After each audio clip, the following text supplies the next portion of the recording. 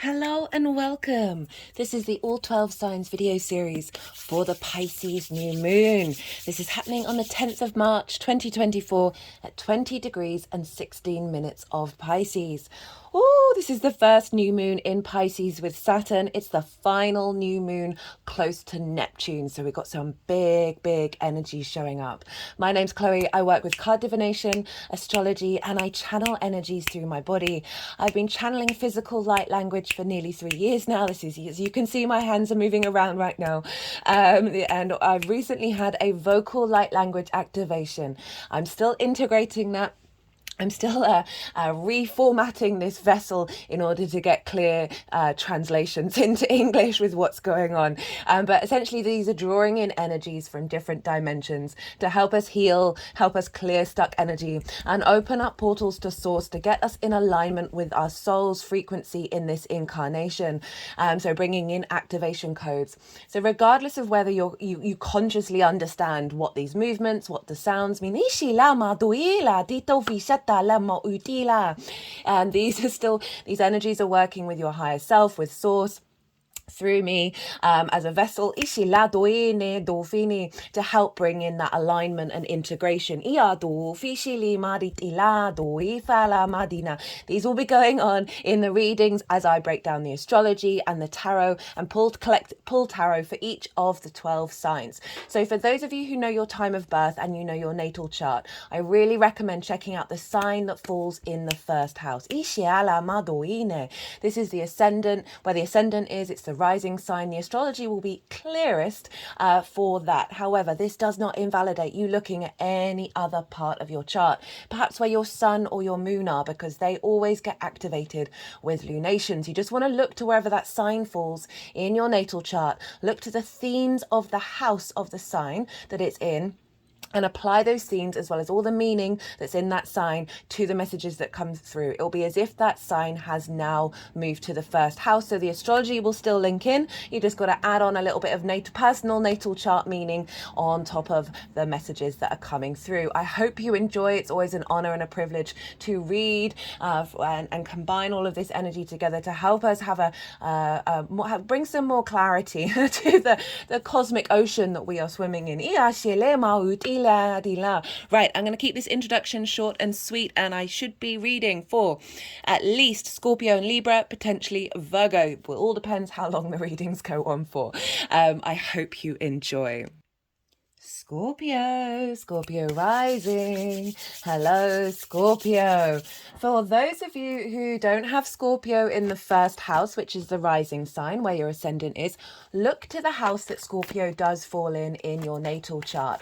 Look to the themes of that house and apply those themes to the messages that come through.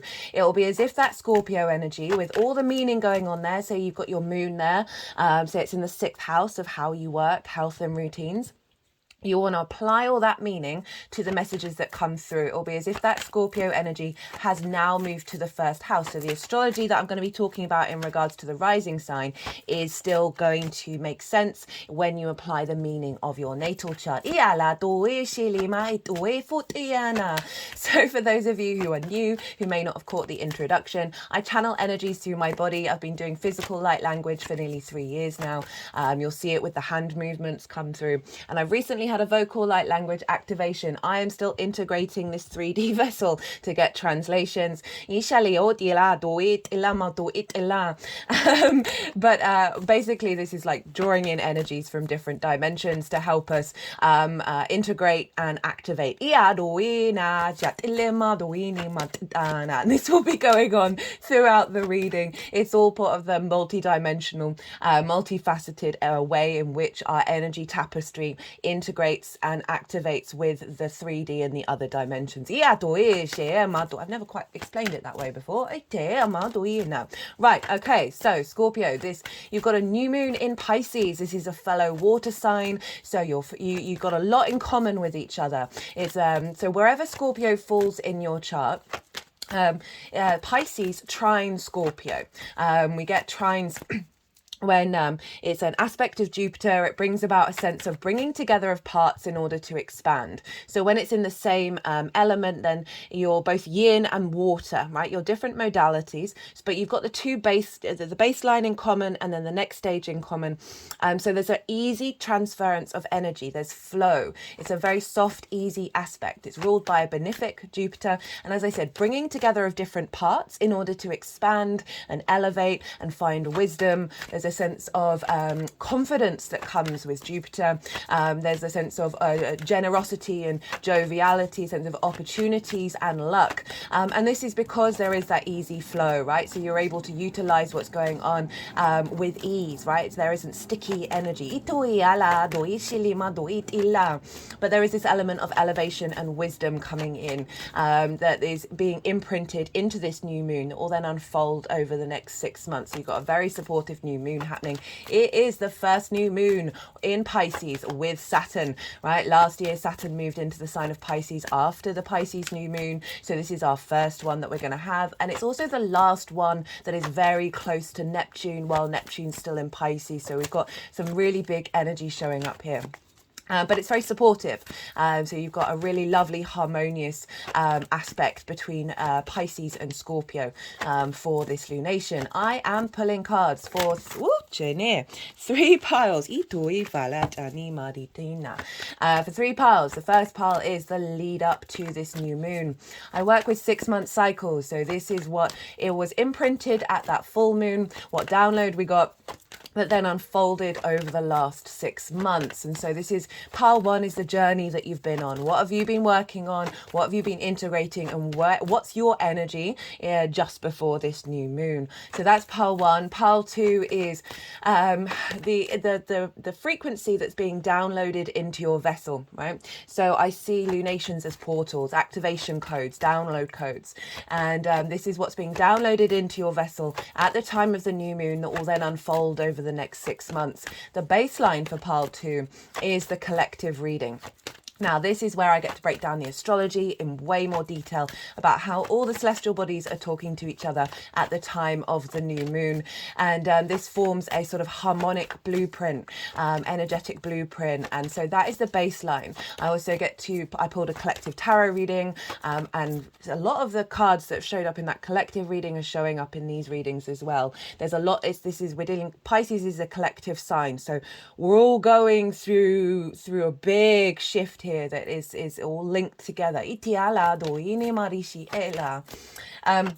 I also get a bit more esoteric, and I talk about practices that I see I've put in place that I find that I've been working, and sort of it broadens and deepens the understanding of what this moon is all about. And then the tarot on top of that will be how that relates to the Scorpio area of your chart.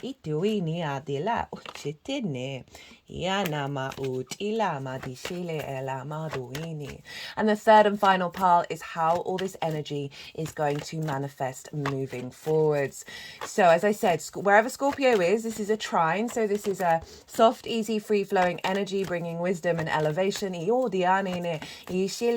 bringing things into balance, and harmonizing with the Scorpio area of your chart. Now, Scorpio rising, where is this happening? This is happening in your 5th house of your creation energy, the house of joy.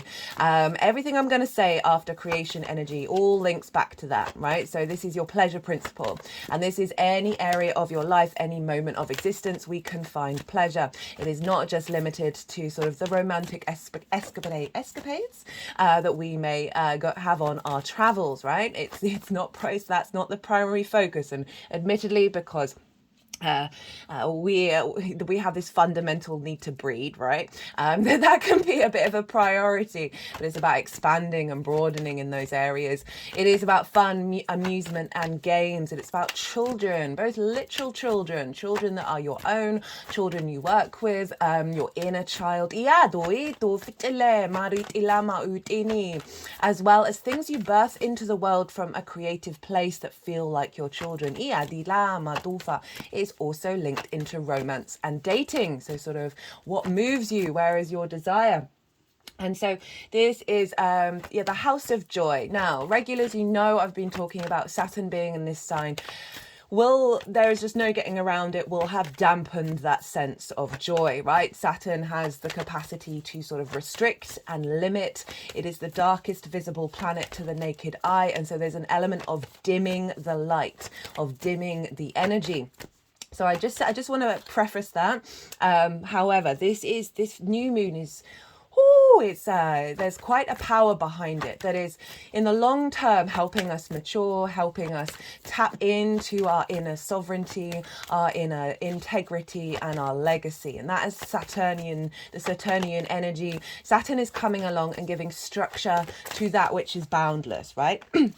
To the ocean that is Pisces, and structure to the magic. Pisces is a very synchronistic, fluky energy, because it is the cosmic ocean, right? It is our ability to tap into the connection, right? So all the little water drops in the ocean, and that's when the synchronicities get wild, because the veil is thinner during Pisces season of our ability to notice all the connections and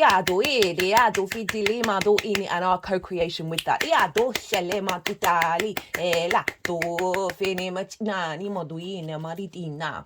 And so this is a new moon in this sign, and it's trining your ascendant, and your ascendant and your rising sign. This is the house of self, and this is the embodiment of self through your actions and your deeds. It's either through the lens of the sun or the moon communicating to your ascendant, and then the ascendant is the lens in which that is communicated. So it is your body, your character, your sense of self, and it is often how other people see you, because they see through the lens of the embodiment, the actions that you take, rather than what's going on behind the scenes with your sun or your moon, depending if you've got a day or a night chart. And so we've got a trine here. We've got a deepening of a connection, of harmonizing of the house of joy, of that creation energy, of a maturity around your pleasure principle. I talked about this a fair amount in the last transit that I've just done, which was the Saturn, Sun, Mercury conjunction. And that was obviously in your 5th house as well, Scorpio risings.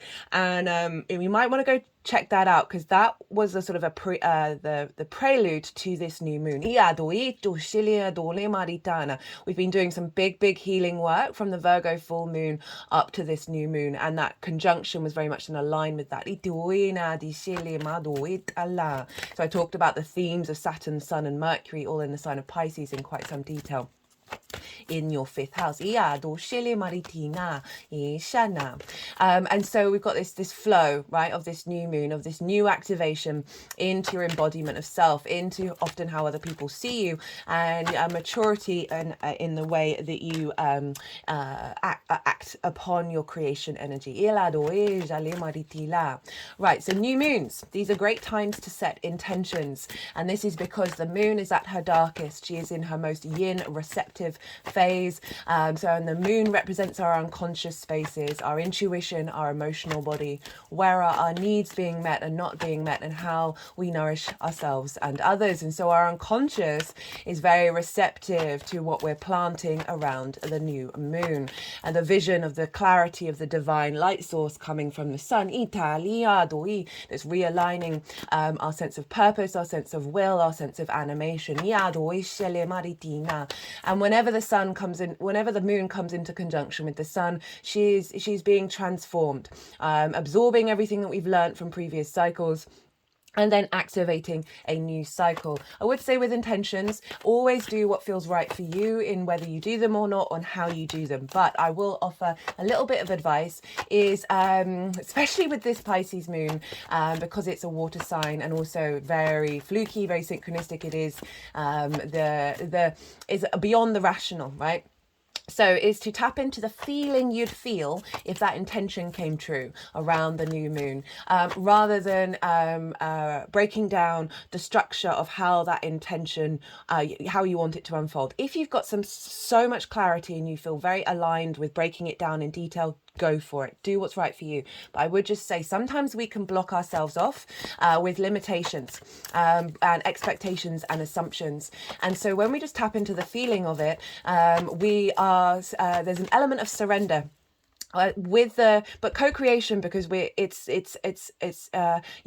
utilizing the intense emotion that we may feel, and the universe then co-creates with our output. And the universe can come along with, as I said, non-rational ways of things manifesting, right? So beyond our sort of limited framework, and can often trump us. Remember, life is stranger than fiction. I don't know about you, but the amount of situations that have happened to me, stories that I've heard from others where they're like, you couldn't make that up. You couldn't make that up. I'm going to give a little example. So a couple of days ago, me and the person that I live with, we both did a Celtic spread each, and 7 out of the 10 cards from their spread turned up in mine, and we both had the King of Swords in the center position. And so it was just kind of like, you couldn't ever imagine that would be possible. And we're getting that quite loud at the moment with all the pile up in Pisces. So setting intentions around a new, elevating your energy around your creation energy. Integrating your inner child, bringing joy, bringing creativity and love and pleasure for your inner child to experience, healing any wounds around that, or elevating wherever you're at with the work that you've done with your inner child. Elevating your relationship dynamic with children, literal children, whether they're in your life or not, or if you want to bring them into your life, this can be a great new moon to set that intention. As well as activating your creation energy and how you find pleasure. And if you want to elevate your romance and the dating in your life, right? Sort of more shorter term relationship dynamics. 7th house is more longer term committed relationships. If you want to bring in a deeper sense of maturity and expansion and collaboration with those dynamics, these can be great intentions to set. And also setting intentions of being able to embody joy, embody creativity, thinking about that 1st house energy and the joy within you to be visible to others. Because that joy might have been hidden a little bit because of what's been going on with Saturn.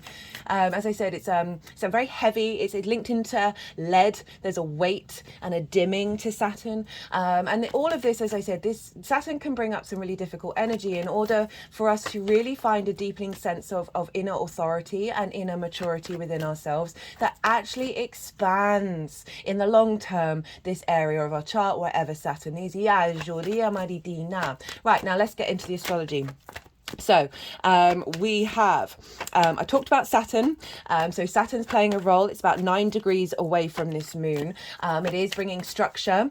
It is bringing maturity and an element of, in the lead up to this moon, of clearing out a lot of old karma. They're just sort of tapping over the heart chakra there. So we've really got this strength of reality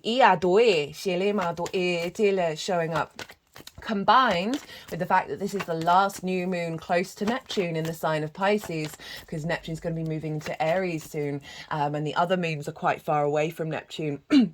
Up until that point, is Neptune is our connection to source. It's all the dimensions, all the frequencies, the multiverse, all the possibilities. It is pure source energy. It can be both the martyr and the mystic. It can also bring about a sense of delusion and illusion, as well as bringing in a new reality into our own. And we've seen a lot of delusions come up over the last couple of weeks because they're being cleared out. A lot of confusion as well. Neptune can be confusing because there's so much going on, the hyperstimulation, that you can feel kind of hypersensitive, hyper burnt out, hyper confused about what's going on. And so this has all been bubbling up to the surface in order for the new paradigm to come in. Because Neptune's very good about bringing different realities into our own. And so we're getting a hot wire hotline from source via Neptune into this new moon of really building on the work that we've been doing with the Virgo area of our chart, of observing observing our magical reality and allowing our rational mind to take it on board and realize, oh no, that is actually the truth.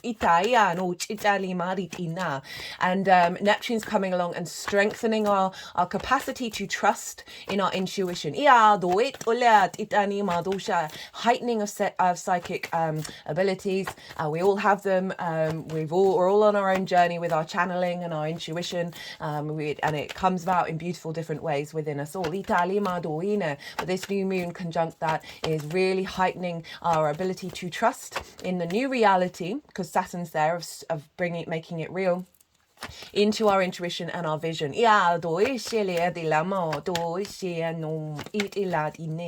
Mercury will have just moved into the sign of Aries. It's still close enough to this moon to have an influence, and Mercury in Aries is going to be retrograde in the sign of Aries. It's going to begin. It's linked into the North Node. It's wild, right? And Mercury in Aries for me is, because Aries is the spark of spirit. It's the first fire sign. It's our personal connection to spirit. It's our autonomy. It's our desire to explore and roam, be the first one on the frontier, and very independent. And so Mercury in this sign linked into this moon is real clear, click, click, click, click, click, click, click, inspiration, click, click, downloads, click, click, click, fast, fast, fast, fast, fast, fast, fast. Like instinctive. Fire signs are instinctive. Water signs are more the emotions that you feel with your intuition. Fire is like that sort of autonomic systems that we have, like the natural breathing, blood pumping around.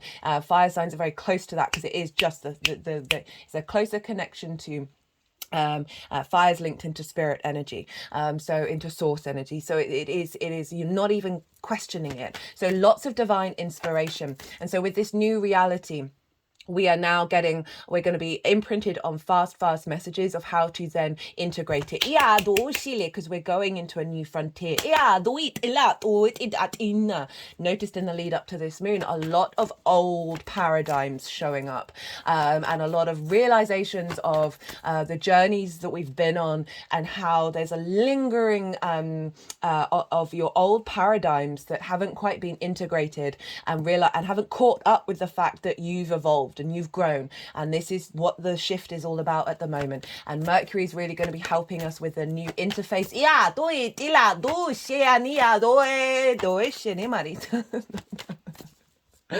Oh, they do crack me up. So real powerful inspiration coming in very quick, very fast. There will be a retrograde. I will be doing a transit series on that, and so that's going to be pretty powerful because Mercury's going to be in the sign of Aries for a while. And I love fire and water combinations because water is our emotional intuition, our creativity, and fire is the passion, the instigation of action, of transformation. The combination of these combined can be incredibly powerful, because the human species, our emotional capacity, our emotions are incredibly powerful, and when we harness them with spirit and source, we have the capacity to transform and clear a lot of emotional trauma. By the fire sort of transforming that energy like a phoenix.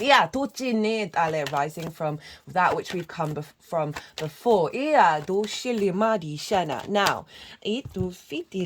oh, so funny, I cut the deck before doing this reading and this came up, the Ace of Cups.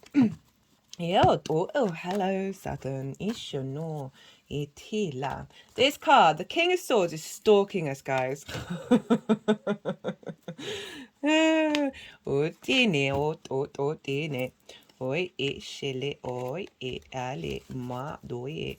I'm just having to go a bit quiet.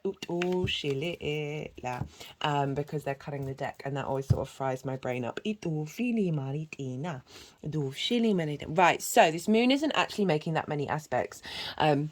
I'm going to touch on one of them very briefly. The rest are all in the collective reading. So Uranus is sextile this moon. We've had a lot of aspects to Uranus, mostly squares for a bit, and this is a sextile.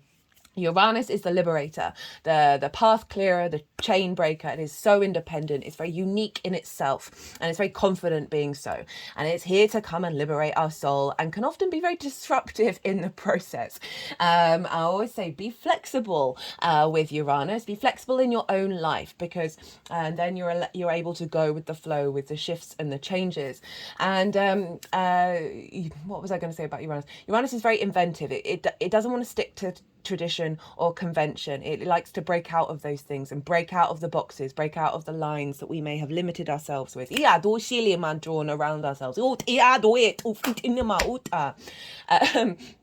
And so this is a sextile.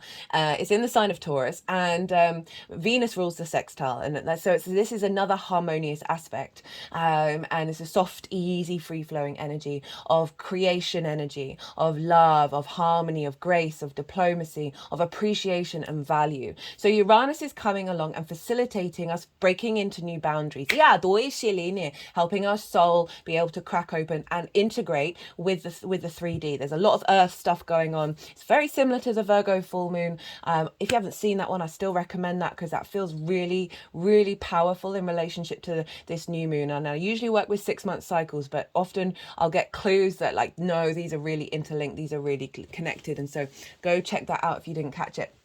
That Uranus is helping us integrate this new reality. While liberating ourselves. And you have this over in your 7th house, and this is the house of the other. This is opposite your Scorpio energy. This is intimate friends, long-term committed romantic relationships. It's linked into marriage, because it's, the other.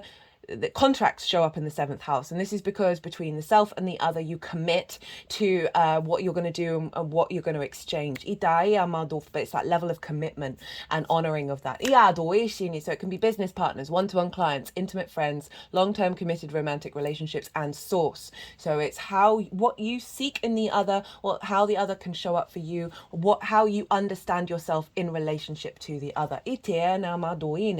So yeah, we've got stuff going on in your 5th house of your creation energy. We have Uranus making a harmonious aspect that is providing a new possibilities. It's harmonizing those dynamics together in order to create new energy. So I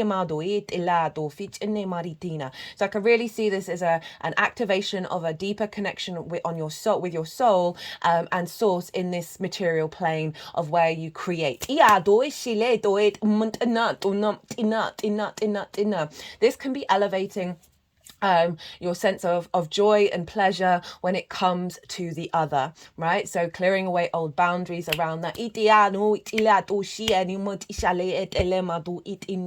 and creating a new framework that either elevates the relationships that you have in your life or brings in new relationships that match this new frequency.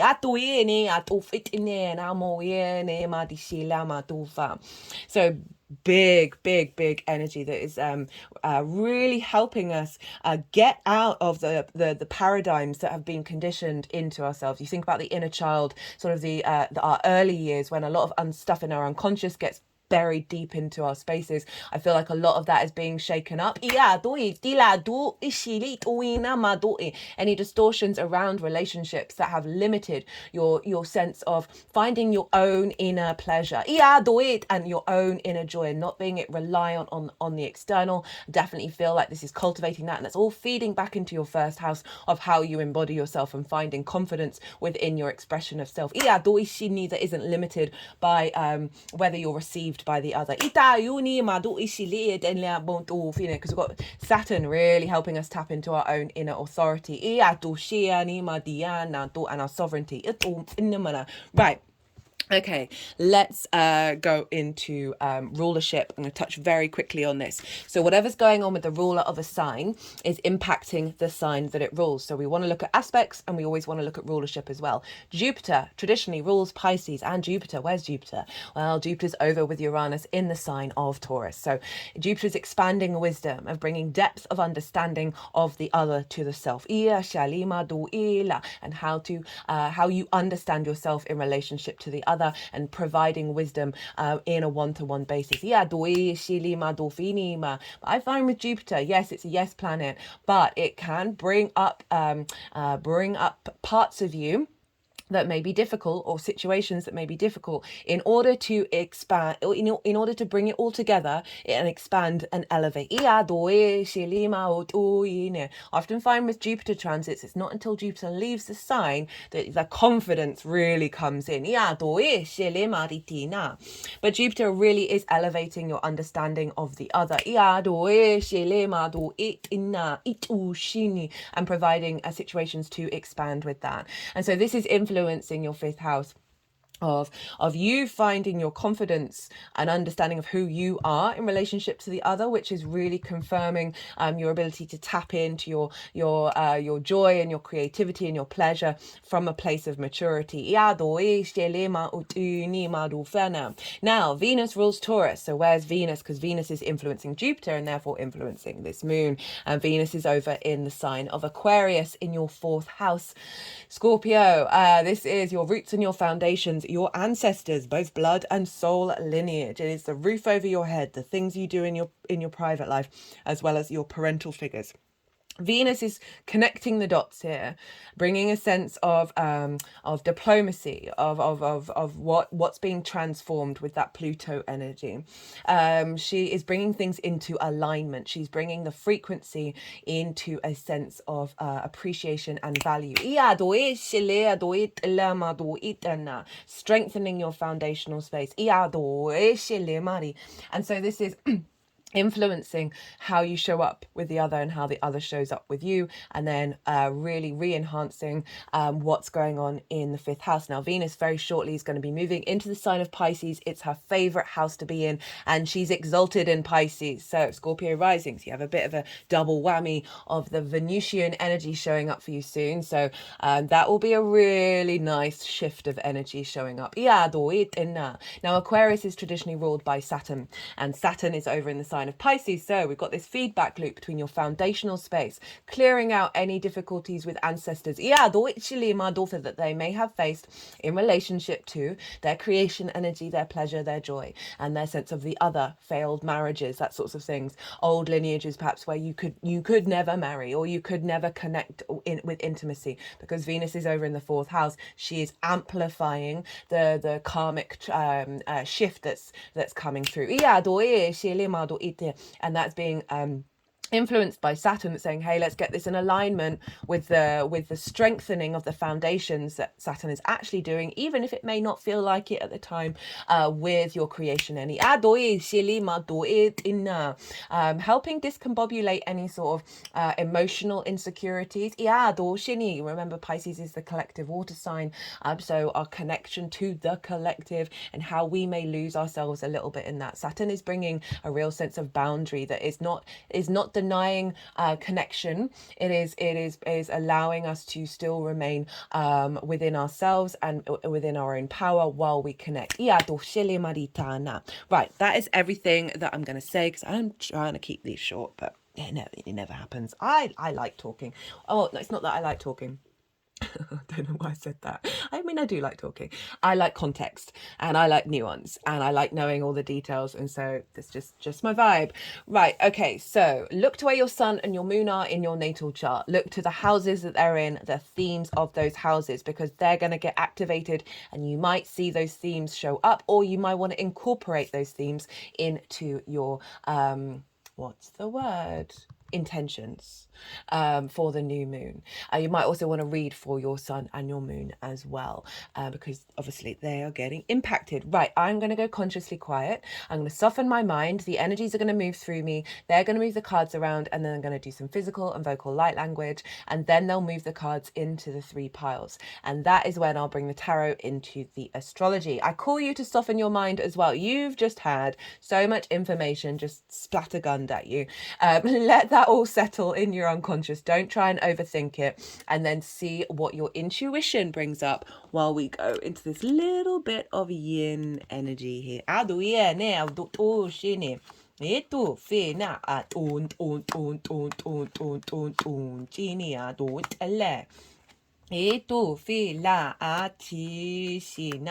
Ushia doene a doe dina do diani et ini et ufitila du shila dina ma du shiane et ufitine ini manitinia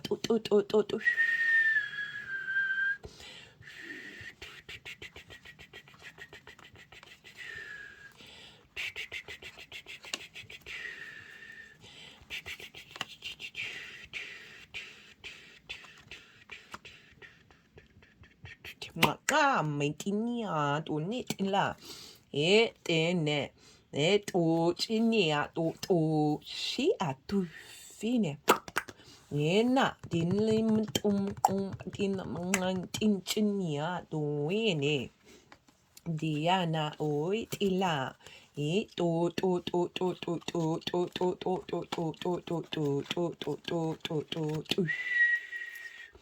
Ya do fiat inia do itilea itiushala mauia nia tila itu fitilita lima ishalima to shile manitali ishale marudo Ishala ma itu fina o tiene alama uiti ali ia do fishe ana maina eta laina ma ut ila utin ishane utule et ali a ush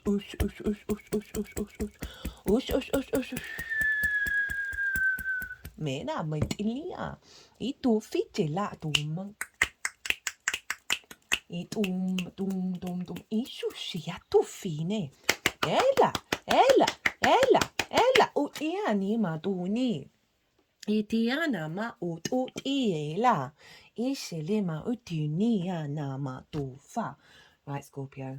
So, what we've got showing up in the lead up to this new moon. So this is everything that you've been working on over the last 6 months, what you've been integrating and where you're at, but since that Pisces full moon.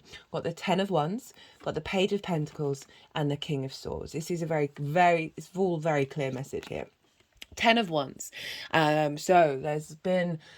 You've had, well, having Saturn in your 5th, I'm not surprised the 10 of Wands has shown up, right? So this figure is having to carry a heavy load. It's the element of the beast of burden, right?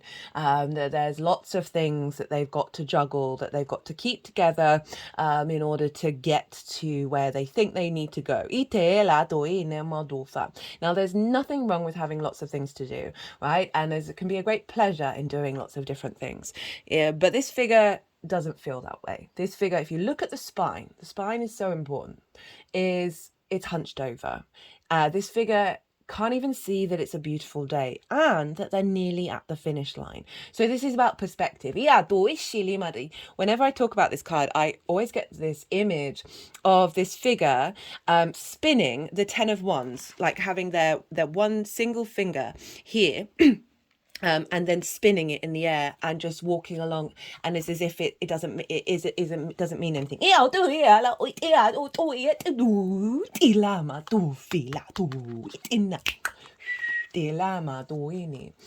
But right, so this is this sense of Saturn bringing a heaviness, bringing a diminishing of the joy, right? That has been you've been restricted by the planetary alignments that have brought a heaviness. And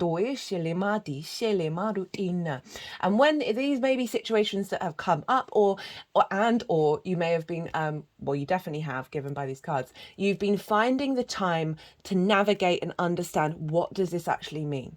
Is this me? Is this something I can work through? Everything's all about perspective, right? The only thing that we control is our own perspective. Itiana, and sometimes not even that. Itiana madoini. And it's come with the Page of Pentacles, which is saying, you have been looking for new messages, new ways of thinking. The Page of Pentacles is the most diligent page, right? They have Pages have just got into the court. They are so excited. They want to learn all the things. They're trying to figure out the new landscape in the court, right? Imagine turning up at a royal court and you've got no idea who's who, what's what the political drama is, what the intrigue is, whether you should talk to this person or that person, right? It's a lot, right? But the page is very diligent. It is committed to putting in the work to figuring out the new landscape. And it's earth energy. So this is the physical realm, and this can represent money, things, but also how you embody yourself, what the way that you think about yourself in relationship to the material realm. So you've been working on figuring out a way of moving away from the perspective of this card. It's not necessarily about wishing all things to no longer be in your life, but certainly the burden side of it. And the King of Swords. So this is our current stalker card, right? So this has been showing up for many transits now across the board. Hello, Pluto in Aquarius. So this is the Aquarius card. Now this is clarity. This figure is saying this is where you're at before the new moon, that there's a real sense of we've gone from a page to a king, that you've developed into a space where you can see things with more clarity. This figure can't see anything. But the King of Swords has the vision, has the clarity within itself, and is taking action upon that. It's a little bit cool, calm and collected, so there can be an element of you just figuring out how to apply it with this new sense of inner autonomy, where you've gone, right, because swords are ideas and constructs, perspectives. So there's an element of maturity around your perspective, and this is where you're at leading up to this new moon. But it's still cool, right? There's a distance to the King of Swords, and this is the 5th house of joy, right? So I'm not saying the King of Swords can't have joy, but it is an observation, that inner observer energy, not necessarily attaching yourself to things or finding that joy just yet, but a new perspective around how that is going to transform. Now, for the energy of the moon itself that's being downloaded into your vessel at the time of the new moon, that will then unfold over the next 6 months. Got the King of Wands, so we've got another king. We've got the Two of Swords in reverse, Page of Wands, so 2 pages, Ace of Cups, King of Cups. We've got 3 out of, I think we've only got the 3 kings, right? With the 9 of Pentacles. I've just got that hymn, we 3 kings of Orient are bearing gifts and travelled afar. So that they bring myrrh, gold and frankincense. That might be, now this might not be for anybody, but I'm going to say it because I feel compelled to. Getting some incense or a perfume, or with myrrh and frankincense, and the colour gold, right? I'm not saying go out and buy some gold because, let's be real. But if you've got something, say, I mean, this isn't gold, but it's the colour of gold, of doing a ritual. With the combination of that. If you don't have any of that, have the intention in your mind of those 3 things. To help bring in this frequency. I'm always really wary of saying go do this thing, because you might not have the time, you might not have the thing, so I'm not saying it's going to. Anyway, I'm going to keep on talking. Right, King of Wands with the 2 of Swords in reverse and the Page of Wands. So the King of Wands, this is instigating a new spark of your own creativity. Again, kings, they have the ability to take action on their own sovereignty. So it's a real sense of inner power that is expressing outwardly. The transformation energy. Wands represent very independent, transformative, passionate, virile energy. Confidence. Coming through. Mercury is over in your 6th house of work, health and routines, right? How you work.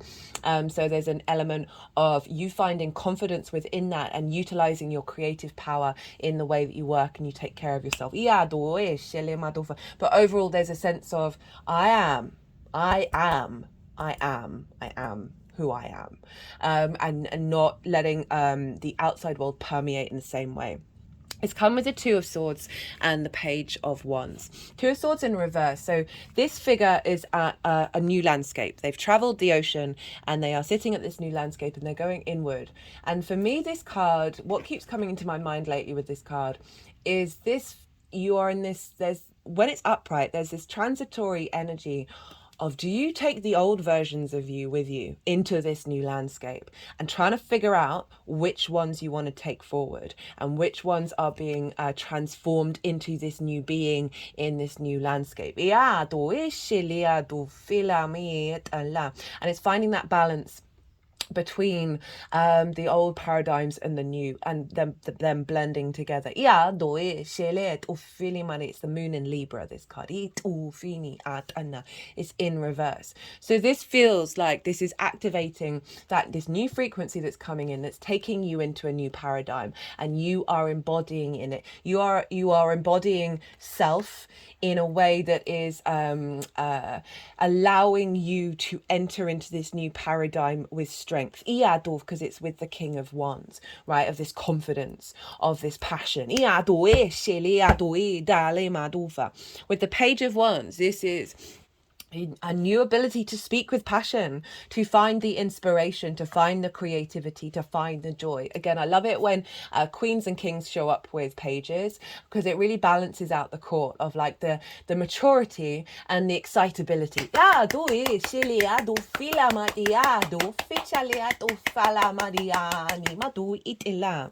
And it's come with the Ace of Cups, the King of Cups, and the Nine of Pentacles. So we've got a real sense of renewal of your emotional intuition when it comes to your creativity and your pleasure. Peace is coming in. There's a sense of abundance and overflow, a renewal. This is new beginning, all right? An elevation of a new cycle of your intuition, of your psychic abilities. There's a real sense of wealth, of emotion, and a generosity and an abundance of giving from your saucer, not from your cup, because it is constantly in overflow. You don't ever have to give from your cup. But just generally, that's also, if we think about relationship dynamics, right? So what I've noticed is a lot of old paradigms of self coming up that the external world is struggling to catch up with. And what this can be is one-to-one relationships, whether that's romance, whether that's source, whether that's one-to-one clients at work. They are now becoming aware of your King of Wands, right? They're becoming aware of this new paradigm, and it's bringing about a sense of a renewal of connection, a renewal of love, an elevation of love. Got it with the King of Cups. Now the King of Cups this showed up in the collective reading, and the King of Cups is very emotionally in control. It's in control of its emotions. It's very intuitive. This is acting on your intuition. So we've got this building of your ability to act with confidence and sovereignty, and a real knowing and having confidence within yourself. Love this for the inner child work as well, because the King's coming along and saying, hey, we're good, right? We are in alignment, and you are here with me, and I'm protecting you. But you don't really need protection, because you're safe and you're beautiful and you're wonderful. Nine of Pentacles. So we've got very independent, sovereign energy. And the Nine of Pentacles, this figure knows what they need to do in order to bring about abundance into their lives, even if this means saying no to things that other people may want them to do, or things or situations or whatever it is. Very independent, right? And there's a sense of boundaries, and through those boundaries we bring in abundance. But this is really saying you really tapping, you knowing what steps you need to take in order to bring that creativity, to bring that pleasure, to bring that joy and that sense of abundance and overflow into your life. And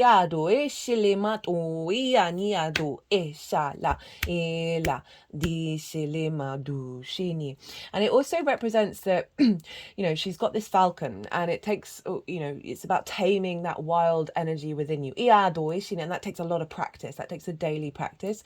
And, she's willing to put in that effort. So this energy coming through, if you felt a bit a bit stuck in the swamp, right, of Saturn being in Pisces, that this energy is coming through, saying this is activating a new cycle where you have the ability to commit to getting to this space, or elevating that space that you may already be in.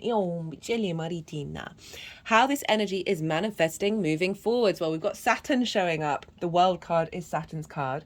The Knight of Cups and the Ten of Pentacles. So it really is a theme of what's come up here. We've got a lot of Pentacles and Cups showing up.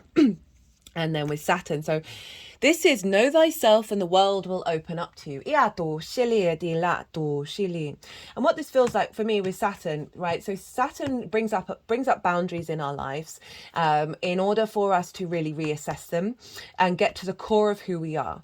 And realize actually, no, we fundamentally don't need that many boundaries. There may be a certain few core ones that are important to us, but we have to go through that process in order to break down those boundaries and figure out which ones are truly the most fundamental ones. And when we strip back those boundaries, and it often, in the spirit, really getting to that practice of not needing any, because you're not affected by the external, you have inner sovereignty, then it brings more flow, it brings more possibilities coming in from the outside world, because we're not putting up walls. Because in the mythology of Saturn, it was deemed when Saturn ruled the gods, ruled the world, it was a golden time where there were no boundaries on the earth, where people could move and flow, and all was bountiful, right? So Saturn does all this in order to bring us back to a place of centered expansion. But overall, with this fifth house energy, this is how it's unfolding, of you feeling really good within yourself, you feeling like you know yourself at a fundamental level that is actually going to open the world up to you, open up a new possibility around joy and pleasure. And we've got the Knight of Cups, and I love that after the world, because the Knight of Cups is the true romantic, right? This is, and that's not just about dating, that's about absolutely your embodiment of love in the actions that you take, of seeing things with rose tinted spectacles, and not in a bad way, right? Of just having a little more ease, a little more flow, very intuitive, very creative. So knights embody their suit, they embody their element. So this is you putting it all into practice and moving through the world with more flow. And we got it with the Ten of Pentacles. This is legacy. This is the legacy card. This is about the blending of the mundane, of the rational with the unseen, of the mundane with the metaphysical, of the practical with the magic, right? Because you see here, they're in a city. And we've got the nuclear family, and we've got this elder figure who's got like esoterical symbols over their cloak. And this is the blending of those two, right? Of the nuclear family or the spiritual path, right? And they're in alignment. And it's a city which represents things building over time that are going to last. It takes a while to build a city, right? And so, the thing with this new moon for me is very much our ability to have faith and trust in this magical reality, and it being integrated into the 3D, because we've got a lot of earth energy showing up with this. So this is showing up as saying, you are taking yourself to a place of legacy. You are taking yourself to a place of harmony, of bringing that magic, bringing those synchronicities, bringing your very creative energy, right, that's pretty fluky and pretty psychic, into your 3D world. And because we're dealing with the fifth and the seventh house, right, and when both of those get combined, this is when I bring up love relationships. So for those of you, this can be either establishing your sense of self in order to bring in a relationship that represents legacy, or elevating the relationship dynamic that you are in to a level of commitment that is in alignment with your longer term cycles. Right, let's get some qualifiers. Ooh. And the lovers come flying out, right? So it says matters of the heart, choices, physical love and union. Being more in alignment with your heart, right? Clearing out a lot of wounds around there. Very much the Knight of Cups. Right, the lovers card is about choice, of being in union with yourself, so you can make informed decisions that serve you, right? When you're at crossroads and making the right decision. They're focusing on the union as well. So you, as I said, union of self within yourself. And this can bring in union with others. Whether that is a romantic partner or a business partner, your connection to source.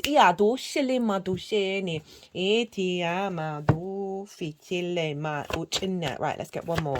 One more.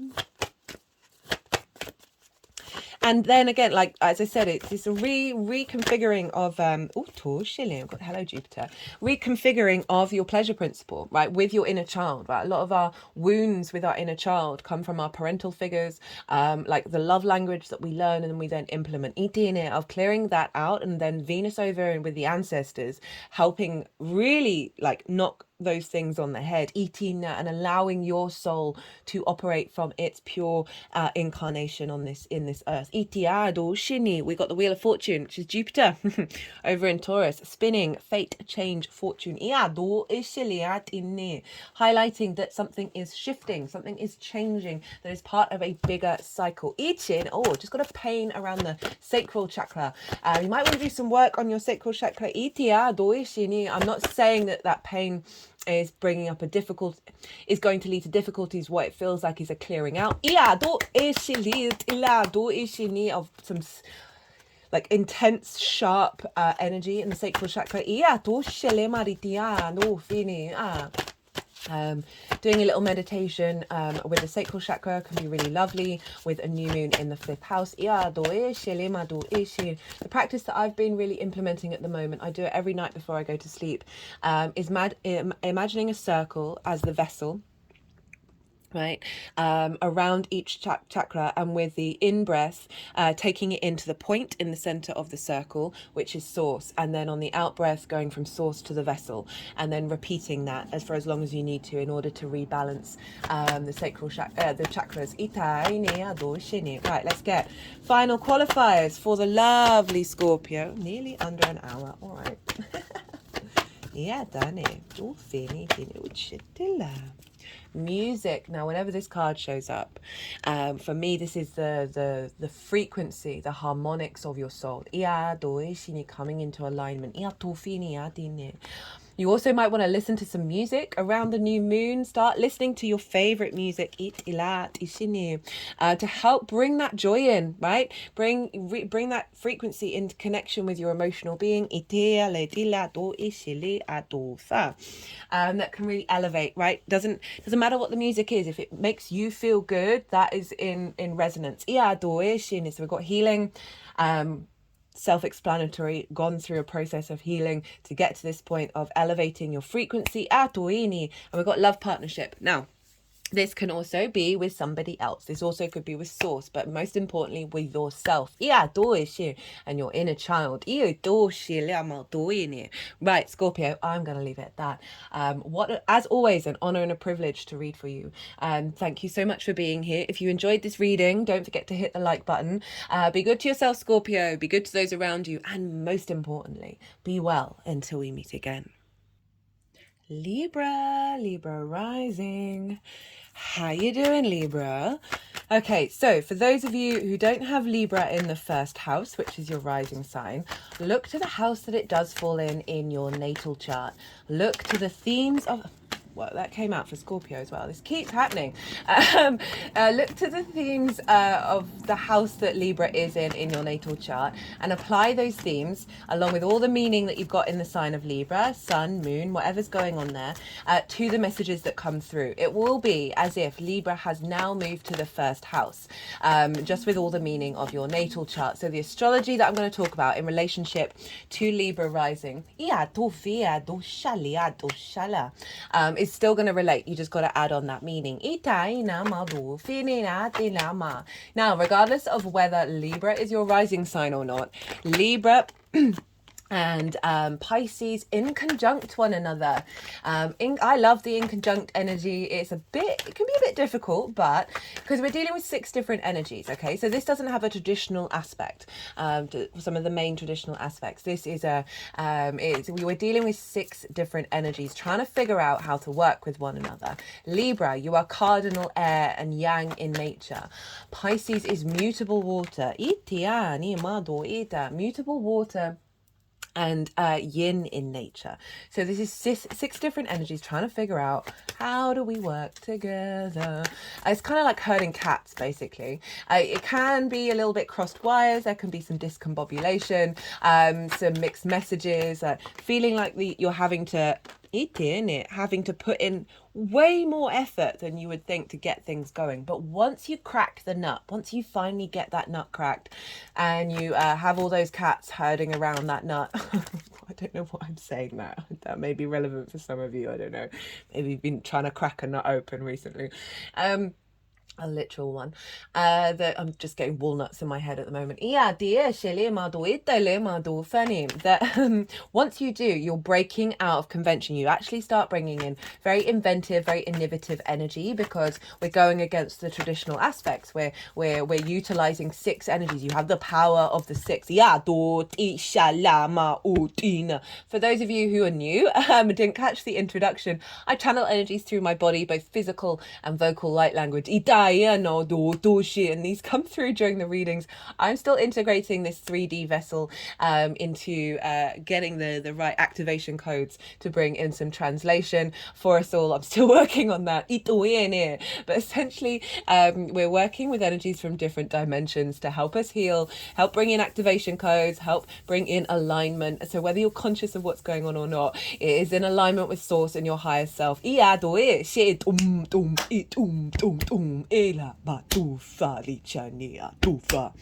What was I saying?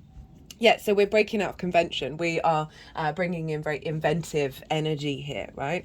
But it can feel a little bit discombobulating. But I love in conjunct energy. Once I realized that those were the steps you had to get through, it just blew the chart wide open. As I said, in conjunct. So this is great for this moon because we are bringing in a new reality. Well, not a new one, a reality that we're unaware of. Into our current paradigm.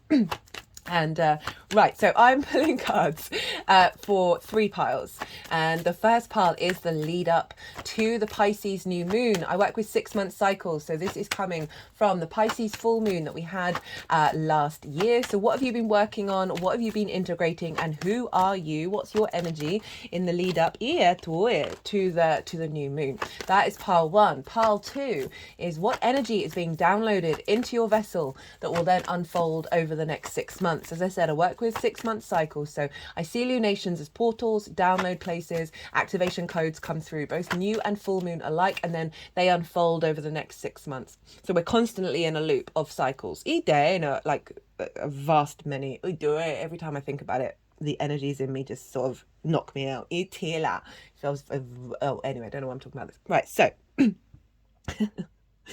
the second pile is what energy is being downloaded into your vessel that will then unfold over the next 6 months. And the baseline for this is the collective reading. Now, this is where I get to break down the astrology in way more detail of how the celestial bodies are talking to each other at the exact time of the new moon. And so this creates a blueprint, a harmonic blueprint that is being downloaded, and that is the baseline. I pulled some collective tarot, some collective messages came through. I love those collective readings because I get to expand on practices that I've put into place that I find really work, and talk about other things as well. So there might, words. I was about to launch off on how I really struggle having favorites because I don't want anyone left behind, but I do really like those collective readings.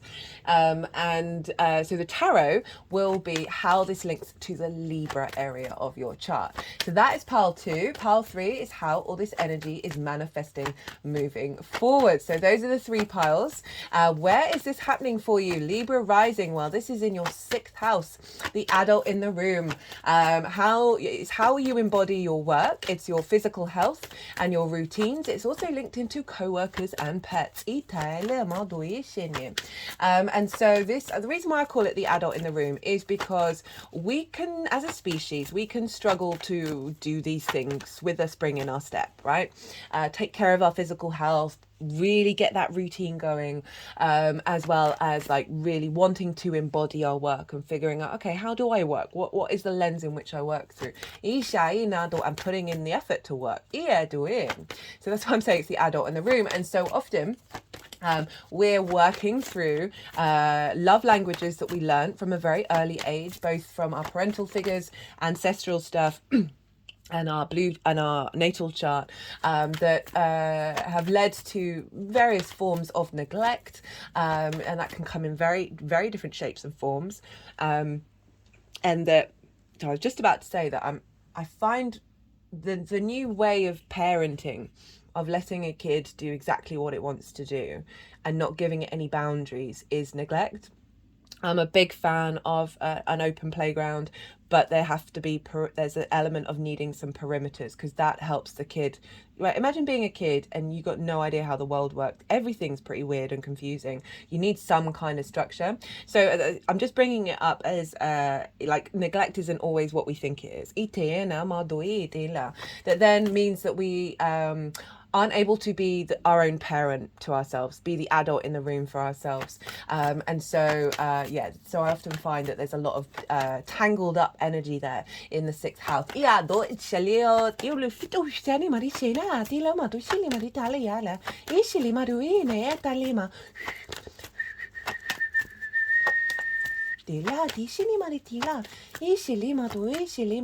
This energy is, I've got three main guides that you're working through me at the moment, and this one is the feminine yin energy that's linked into healing and attunement, and I feel like that's just coming through to sort of untangle.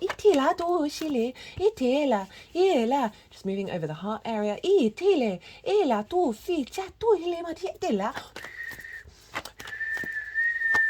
Dia do ishili mari dia na madoene ala mai shele marotala itele maritila ishele dala madofinia. Right, okay, let's move on. So, sixth house, and we've got a new moon here, and it's a great time to set intentions. Always do what feels right for you. You are a multidimensional sovereign being, and so doing what feels right from your internal space rather than what other people are telling you to do is always going to be the best cause of events. So however, I will always say with intentions, and any kind of manifestating, especially with water signs, is to tap into the feeling that you feel, if that would come true. Not necessarily all the details around it or how you got there. We're moving away from the how, and really just tapping into the feeling and then surrendering that up to the universe, because then you're co-creating. The human species and its capacity to feel and the power behind our emotions is one of our biggest tools that we have. And so we are utilizing that tool with and co-creating with Source, who then has the vast capacity to come up with possibilities and things that we may never have imagined, right? And like breaking out of our rational framework of, oh, how would we get to that point? It's not about the how.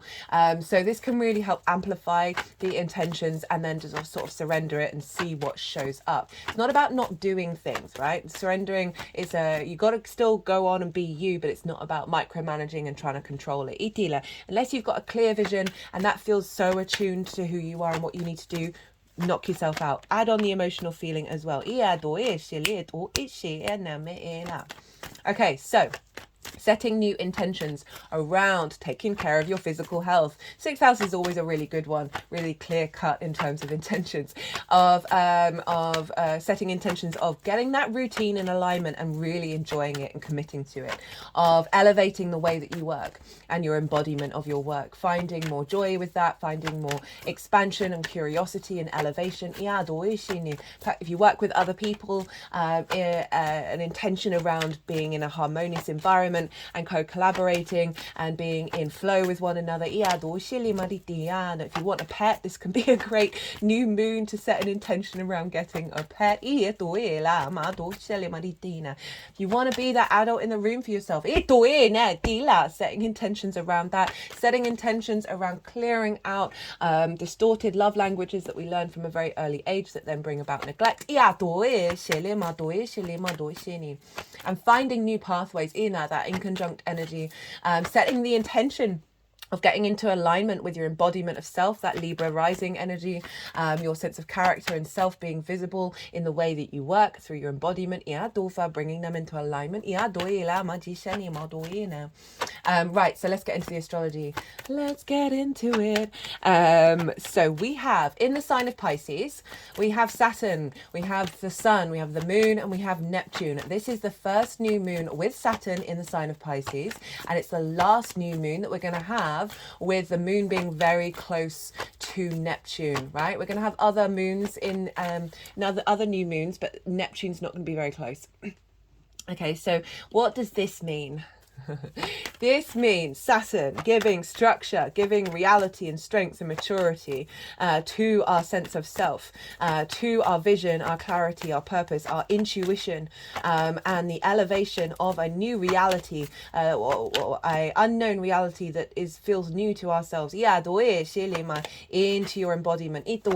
Pisces, very fluky, very synchronistic, very compassionate. There can be a lack of boundaries, really, and Saturn is helping give us core boundaries that are actually going to serve us in our connection with source. This is bringing the magic of source into our reality and having more faith and trust in our intuition and the way that these synchronicities unfold.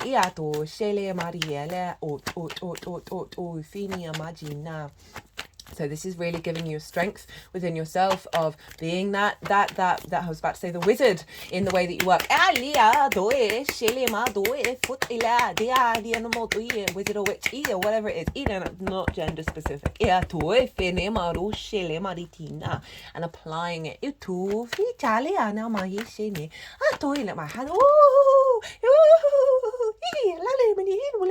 Quite excited about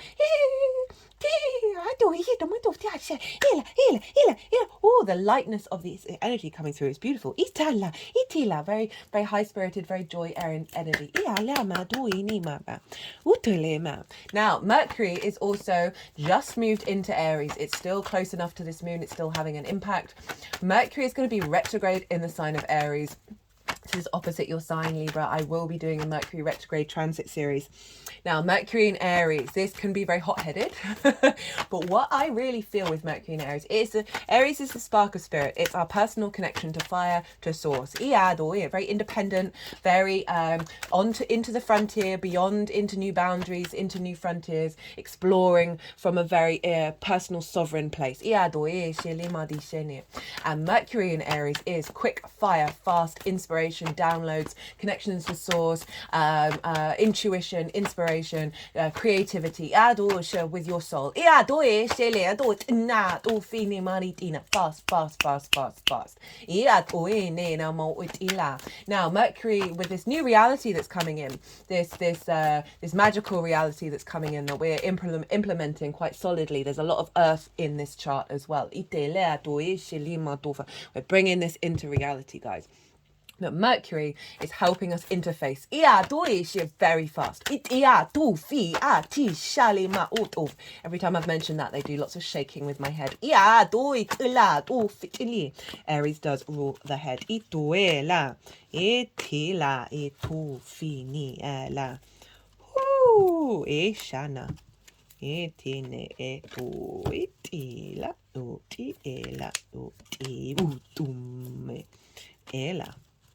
Okay, so I've got the Ace of Pentacles on the bottom of the deck. Let's remember that one. What was I saying? Yeah, so it's in your 7th house, Libra risings, opposite your Libra energy, where the North Node is. It's going to be linked into the North Node. It's going to be wild. Can't wait to do that reading. The 7th house is the other, right? Intimate relationships. This can be business partners, one-to-one clients, people you work with on a one-to-one basis, intimate friends. Like these are and your long-term committed romantic relationships. It's also source, your relationship with source. And so this is about commitment. right? So this is because it's linked into contracts, and contracts mark a commitment with the other to do things for each other. That have a significance, that are intimate, that are important. And so Mercury being there, you know, I find with that sixth house, right, there's a lot of, it's not only trauma from our parental figures, but it's also, which then get recreated in our relationship dynamics, and relationships. And so we can often prioritize the other, over us being the adult in the room. Like we can fall off the wagon in terms of, oh no, I'm committing to these things, my physical health, right? You know, I just think of countless relationships where people have let those sort of things slide. They sort of neglected their work because they're prioritizing the relationship itself, and they're not getting that back from the partner. I'm getting quite angry about that one. Yeah, it's not fair. It's not cool. It is just not cool. And with Mercury being there in the seventh house is saying reprogramming the mainframe, where you're not self-sacrificing. And also it feels like activating relationships relationships with the other that facilitate your work, right? That facilitate that, you know, you're working together, you're collaborating, you're weaving together. That can be source, that can be friends, that can be a romantic partner, business, one-to-one, all of those things. Now, also you being heard, the way that you work, being heard by the other. And there being a resonation. Now there's other aspects, but the only major aspect I'm going to talk about now is the sextile with Uranus. So we've had lots of aspects with Uranus, mostly squares at the moment. And so this is a sextile. This is a soft, easy, free-flowing energy. It's ruled by Venus, your ruler, one of your rulers, Libra rising.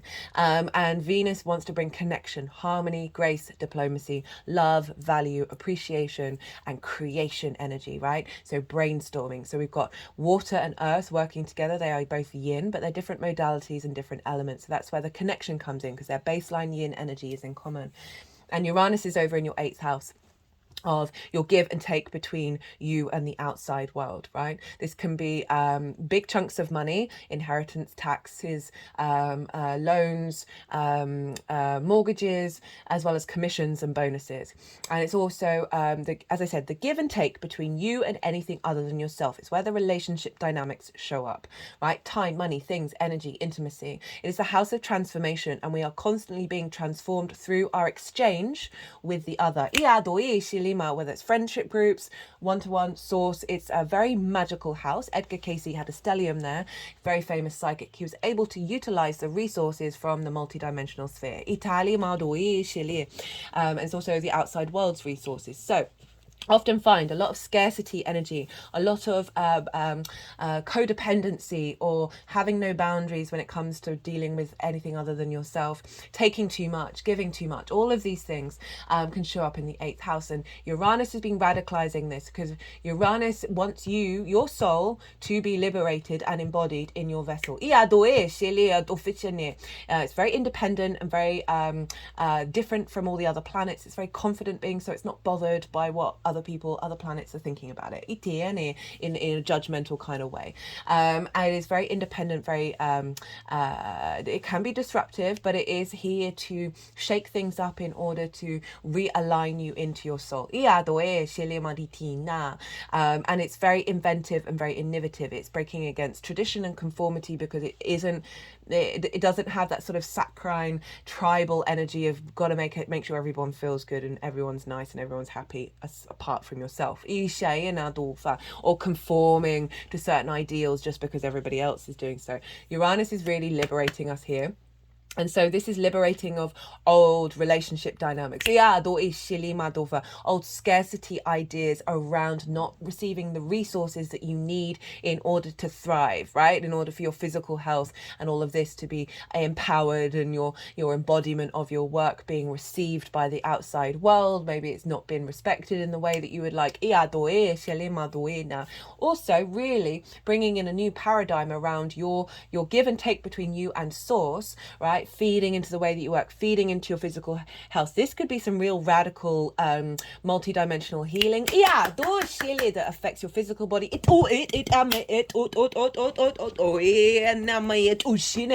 sort of tapping all over the body.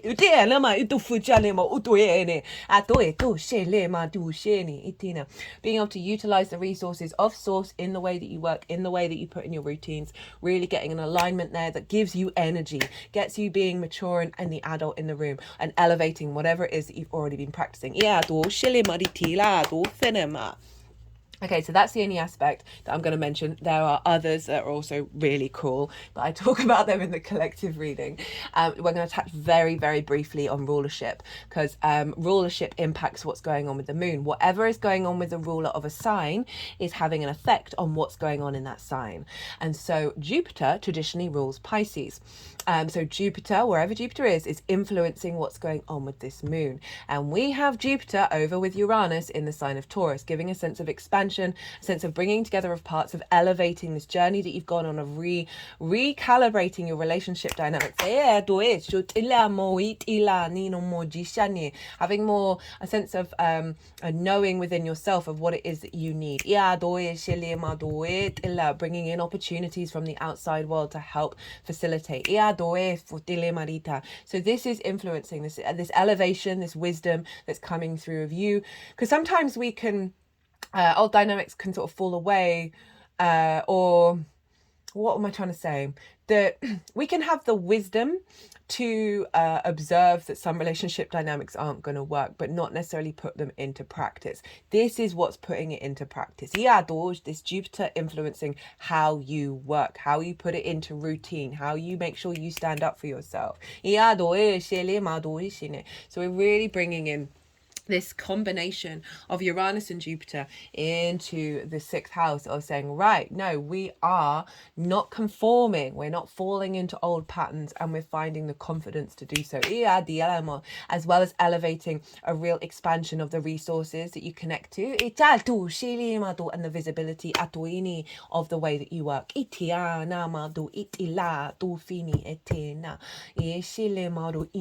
Now, Taurus, ruled by Venus. Where's Venus? She's over in the sign of Aquarius. And this is in your 5th house, your house of joy, your creation energy, your pleasure principle, fun, amusement, games, children. Venus is harmonizing things here. She loves being in the 5th house. So this is a real sense of flow, of reconnection to your creation energy and your joy. And this is influencing, making sure that these dynamics, right, these resources are in alignment with you finding joy in the 3D realm. And all of this is then feeding back into the adult in the room house. So it's influencing and making sure these things aren't difficult, right? It's our perspective around them, and finding joy, a spring in your step to do those things that might be a little before have been grinding the gears. And bringing in your creative energy in the way that you work, which is then boosting that connection to your intuition and your knowing, allowing more flow in the way that you move through the world and seeing what synchronicities and what things are brought towards you. Now, Aquarius is ruled by Saturn, and Saturn is over in the sign of Pisces. So we've got this feedback loop between your 5th house of creation, joy and pleasure, your 8th house of exchange, relationship dynamics and resources, in with your 6th house of how you embody your work, health and routines. So this difficult house is getting a lot of support, a lot of resources, a lot of renewal, in alignment with your creation energy and your joy and your pleasure. So say perhaps you haven't been feeling the joy around the way that you work in the same way. This is really elevating that. So you may haven't had the opportunities to fully embody your work in the ways that you would like, and being visible to the people that you work with, to the outside world. 8th house.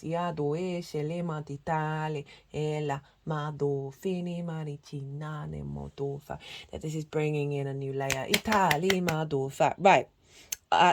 Go look to where your sun and your moon are in your natal chart. Look to the houses that they're in and the themes of those houses. You might want to incorporate those themes in with your intentions, because they're always getting activated with lunations. And you might want to read for those as well. Right, I'm going to go consciously quiet. The energies are going to move through me. I'm going to soften my mind. They're going to move the cards around. They're going to do some physical and vocal light language, and then they'll bring them back into the 3 piles. And that is when I will incorporate the tarot in with the astrology. I call you to soften your mind as well. Let that all settle in your unconscious space, and then see what don't try and overforce it, overthink it, and then see what your intuition brings up while we have this little bit of yin energy going on here. Itaina. Ia do fitia di shele obutuini itala itu yeah 3 5s. Whoa, is it? Yeah, I thought maybe there was the other one as well. Yeah, ni to tia itu tia shene itu ia nia itia itia itia ot it ele it iana ena yeah tin eo to ini yeah to finia dana disiene do tiene maiute la matus. Libra. Dania do it. Tuma.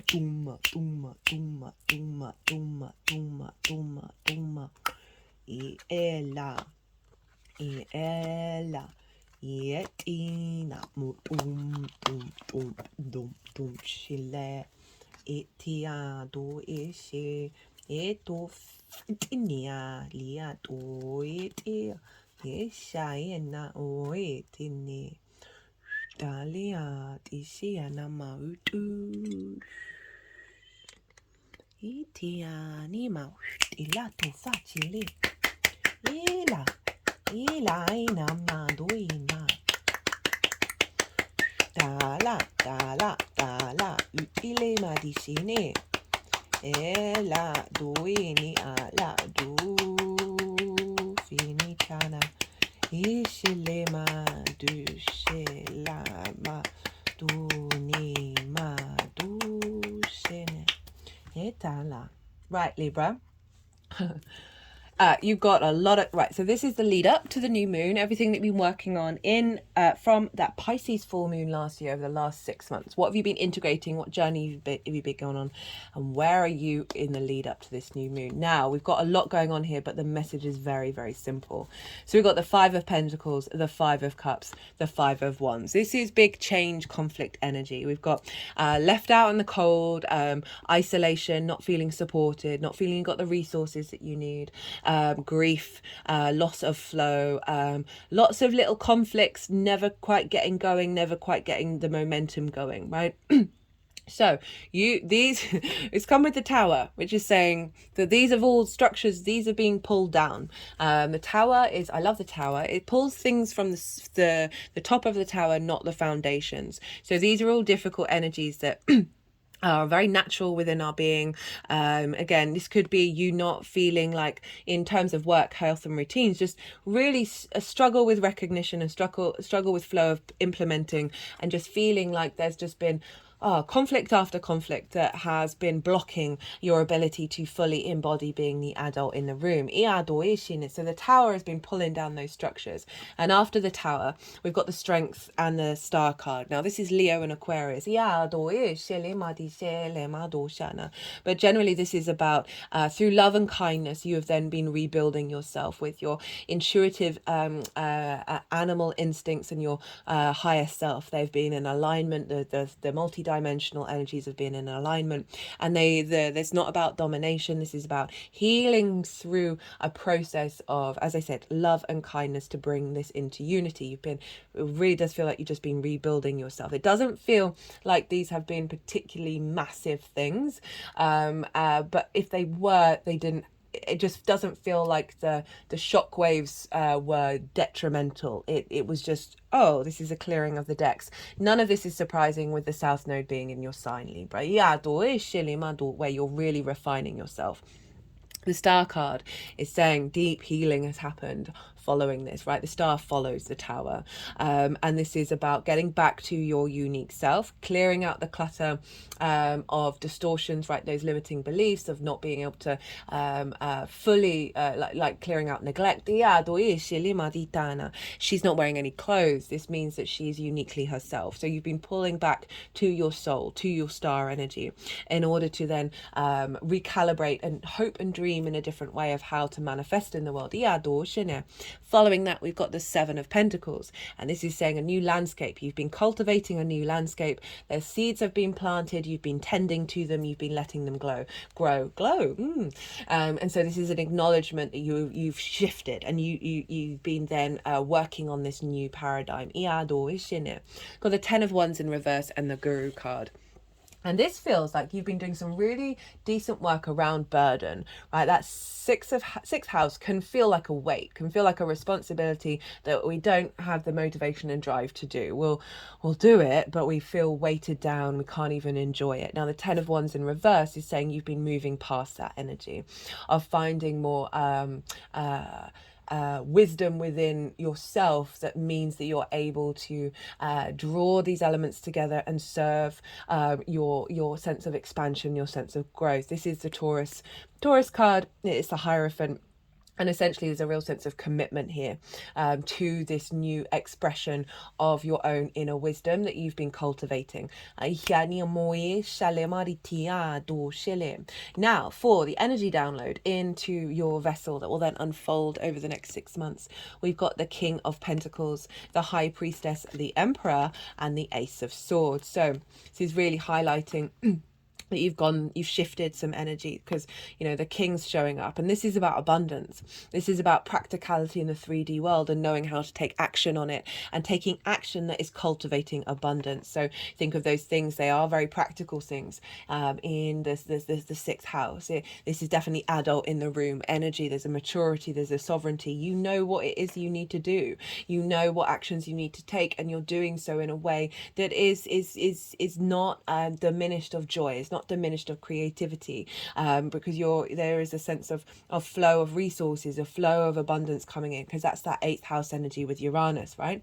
This is one of the most abundant cards of like you being very protected. There's armor here, and committed to this full embodiment of self. That's giving you more energy and more resources to play. With Venus over in the 5th. We've got the High Priestess. So we've got this action-orientated king with the High Priestess. The High Priestess knows that they are drawing towards them that which serves them, okay? Very intuitive. This is the moon herself. And so there's an element of taking action, just doing you, being you, knowing what your steps need to do, not worrying, not controlling, and surrendering, because inherently you're not trying to micromanage. You're just embodying in the 3D world what actions you need to take in the moment. And you're allowing your intuition to draw towards you those things in order to co-create. With the Emperor, this is true sovereignty, true wisdom. And again, with that 7th house Mercury, this is Aries card. There's a real sense of you being able, right? Say you work the way that you work with clients, right? This is you, the wisdom of you, the strength of you, the sovereignty of you, the divinity of you being visible. And also you not getting knocked around by external forces. And being able to apply that sort of very Piscean, all-encompassing synchronistic exploration of self. You're able to bring that into the practical, bring that into making things happen in the 3D. We've got the Ace of Swords. This is clarity, vision, renewal of a mindset that is outside, a breaking out of limitations, previous limitations. And funnily enough, we didn't actually get the 5 of Swords, which is very sort of conflict orientated. But this is leaning. This is divine inspiration, divine wisdom coming in. Very, there's a clarity here where you cleared out a lot of conflict and a lot of stuck energy, and you're now bringing in more clarity. How this energy is manifesting moving forwards. we've got the Empress. So you've got the Emperor and the Empress. We've got the Lovers, or we've got the King of Cups, so more King energy, Knight of Pentacles, and the Six of Wands. So the Empress and the Lovers. So this is saying this, what you're instigating here is taking you to a place of joy and creativity, right? Venus is over in your 5th house. And so this is really allowing you feeling good in the 3D realm, in a difficult house of work, physical health, routines, and you finding fertile ground for abundance to grow, for new opportunities to come in, for there just to be this sense of grace. And I also feel, if we're linking it into sort of relationship dynamics, distorted relationship dynamics, that now we're getting more resources coming in, more give and take between you and the outside world, you and source, that is creating fertility. And we got it with the Lovers. Now, this can be a raising of a frequency around relationships where you collaborate, where you weave together, where you work together, rather than sacrifice and bringing conflict. And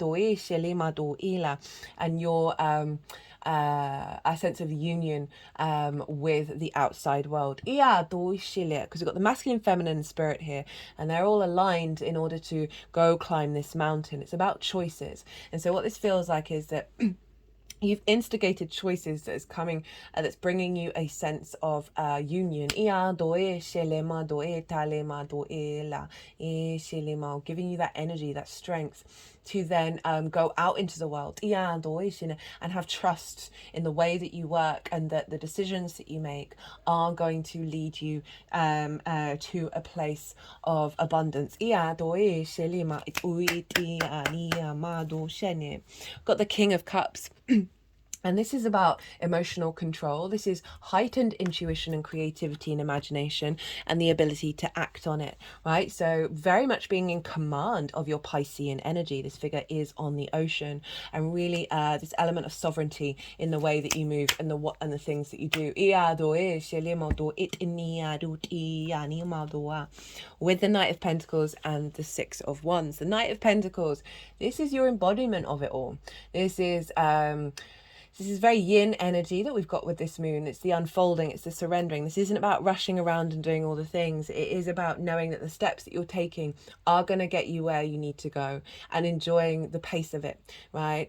Feeling the strength of it, the command of it, your ability to put all of this into practice into the 3D world, and that there is more action in the 3D world, where you're operating from a place of strength and courage, because we have the oak leaves in the helmet there.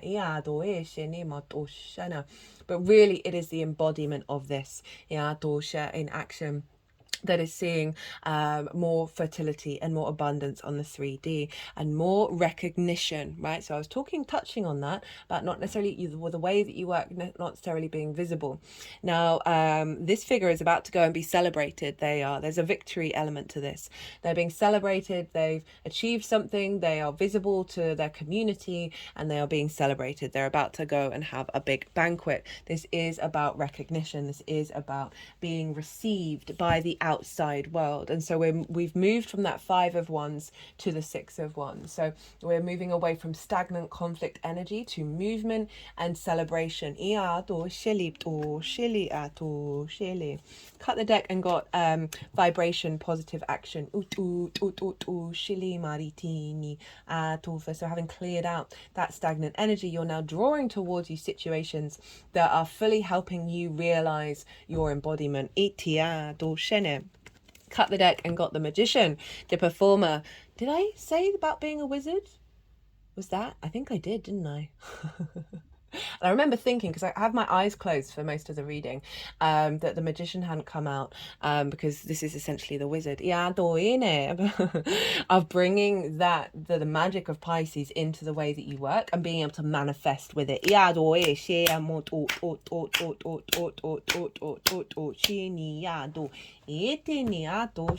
Right, let's get a couple more Qualifiers for you, my lovely Libra. Oh, Libra, we're going to have an eclipse in your sign. It's going to be the next moon. I would keep an eye out, right? We feel the eclipses for a while. Think about what happened in the new moon, the eclipse that we had, the solar eclipse last year, the full total solar eclipse. See what was going on in your life. Because we're coming to an end of a cycle here. This is going to mark an ending. It will open another window. But yeah, think about what was going on around that time, because it would have given clues to what's being activated with this next lunation that's showing up. We are heading into the eclipse energy.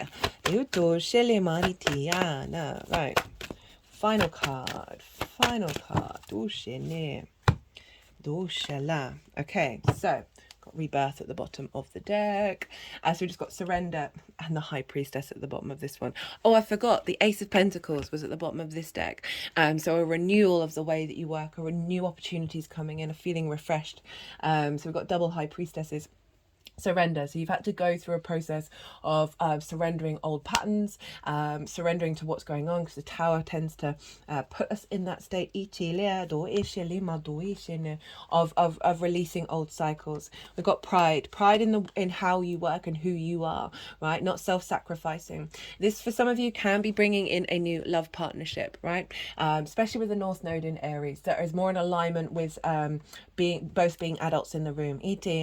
But also what I'm feeling is a love of the way that you work, a love with your physical, with your body, with your vessel, as well as a reconnection of deep love with source, and moving away from fear and scarcity with the outside world and bringing in a new sense of love. Right, Libra, I'm going to leave it at that. I hope you enjoyed this reading. As always, it is an honor and a privilege to do these readings, and if you did enjoy it, don't forget to hit the like button. Be good to yourself, Libra, be good to those around you, and most importantly, be well until we meet again.